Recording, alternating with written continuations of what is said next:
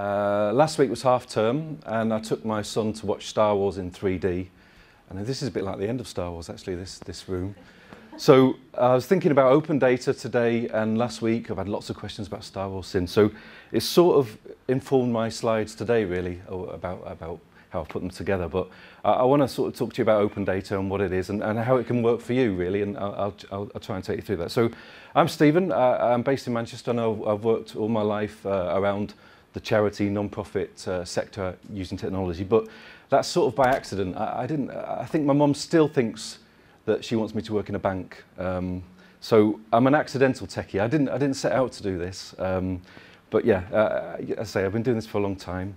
I started off doing IT support in the sector years ago, fixing bits of metal and things like that. That was good fun. And then we moved from IT support to doing things like recycling of IT and trying to not throw things away and such. And that's still going in Manchester, Recycle IT, so I'm quite proud of that. And then from that hardware-based stuff, I moved into the web. That was the new thing, you know, let's build websites, let's get on the web. So that was really exciting at the time. But now my work is more about data. I don't know why I've got the Ewoks in there, I'm sorry. But so I work in data, that's what I do every day and all day. And for me, this is the really exciting, the new frontier, the new hope, really, I think that we can look at. So data, open data, what are we thinking about this? What is open data? I'm sure you've probably heard it before, and for me it's quite a scary term, open and data. And I think I wanted to try and sort of explain what open data could help today, but without mentioning technical formats or things and such. So open data, I think, first of all, it's about common standards. It's about people pushing and releasing and publishing information that we can all use and we can all access. So that's about putting data on the web, having a common standard for it, you know, whether it's in a spreadsheet or in a different format. And it's about having that commonality between us, instead of formats that we can't use or such things. It's about being participatory as well. So for me, that's like the expenses scandal, when everybody, lots of people started looking at data and started interacting with it and using it. So open data is about, you know, getting in there and using data, not just standing by and looking at it. Third thing, I think open data as well, it's what we know it to be. It's those maps and bubbles and graphs that we've all seen. It's a visual thing. And I could have shown you lots of graphs really today and bubbles, but I thought, you know, open data is what we know it to be. It's those maps and things that we've seen before. And the fourth thing I think open data is it's a movement. There are lots of people around now really interested in data and what it can do for us in the sector. I'm a founder member of Open Data Manchester, as a community group that we get together regularly and we look at how we can use data and what we can do with it across the piece. So, you know, it's quite an exciting thing, I think. But you're probably asking, okay, great, Star Wars, etc. There's more Star Wars actually, but what data is being released? What data is being put out there? What's out there? Well, first of all, there's transport data. There's lots of transport data being released, from bus timetables to train timetables to Metrolink timetables, etc., etc. Real-time information's coming out soon. So that's quite an exciting thing. Lots of, you know, mobility data, we could call it, that people are getting and using and making things that we couldn't have before. I worked with a group of teenagers. Sorry, I kept the thing on. I worked with a group of teenagers last summer and they made an iPhone app out of transport data in Greater Manchester in 2 days. You know, that's the real sort of pushing the boundaries of this data. It's out there, people can make things with it.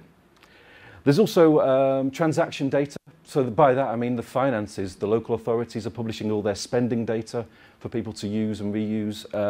I work with lots of governments and people like the World Bank who are publishing their budgets out for people to visualise and such things. So again, a really exciting part of open data is finance, transactions, what are organisations doing. There's social data, and this is stuff that's been around for a while, perhaps things like the census, but more and more detailed data sets are coming out that may be relevant to the work and the expertise that you have and the people you work with, from all ranges of social issues. And that data set, again, is being released and people are making things with it. And finally, I'm getting there with this. Finally, I mean, just to suggest 4 areas, there's quite a bit of environmental data being published, again, openly for people to access, take, and work together and to make things with. And you often find people are working with 4 or 3 different types of data sets to make things as well. So that's the sort of data that's going out there. And what about for organisations like ourselves in the room? What does this all mean? What can we do? How can we interact with this? So I think, first of all, I would suggest that you go and have a look and use and get some open data. The government, data.gov.uk, you can put the postcode in, as I did for here, and you can find data sets that are relevant to you, where you are, or the issue that you're looking at. So, first of all, if you put in a funding bid or you're trying to research your work, get some data. Secondly, I'd say you've all got data as well, so please, if you can, try and publish it. This is Google spreadsheets. You can easily put the data onto the web for other people to look at. So you might think, oh, this data thing is not from my organisation, but you've got data that people will find interesting and they may be able to do things with as well with your cooperation. So please publish it. There are lots and lots of tools now out there, and I could have spent 20 minutes talking about those. One of them, brilliant, is ScraperWiki. It's from Liverpool. It's based in Liverpool. And that's a tool that people are getting data that's harder to reach. They're grabbing data from different sources and making that available in these standard formats that I talked about before. And the final thing, the last thing I'd say about what you could do as a sector, what we could do, is to collaborate openly. If we've all got different data sets and using them, let's talk about this. Let's sit down today and say, who's using data? How can we use it? This is a project called Data Bridge in Brighton, where they did that same thing in the sector. And I suggest having a look at what they did there. So, but yeah, I've talked about these things. I've shown you some Star Wars pictures, but it's not all that easy. It's not as straightforward as I'm trying to suggest. It does take time to build, but I think for me, the real thing that we've got to then think about when we talk about all this technical stuff is that data isn't everything. And I think really, take a step back. You're all the experts in this room. Your organisations have the expertise, and we shouldn't forget that. We shouldn't just look at data and tools. It's your organisations that are the value here. So, thinking that through, thinking how inspirational you are, geeks are people too. We do get together and meet and pretend we're the Smiths at Salford Lads Club, but we're quite social people, and we can. And lots of people I know working in open data really want to work with organisations at the forefront. So yeah, we're nice people. Come and meet us. We like to get together.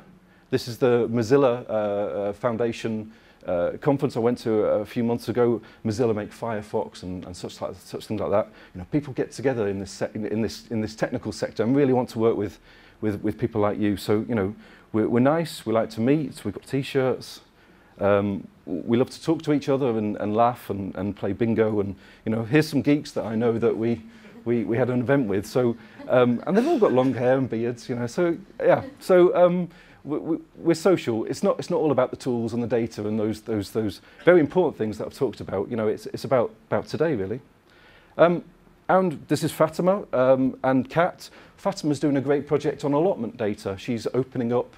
She's collecting and opening up data on allotments across the country. Geeks love a challenge. If your organisation wants to do something around data, there'll be geeks, there'll be people out there who can help you realise that challenge. So again, don't just think about the data and the tools. It's about people with big hair as well that can really help. This is from the Mozilla Foundation as well. He's great. He's based in New York. Yeah, exactly.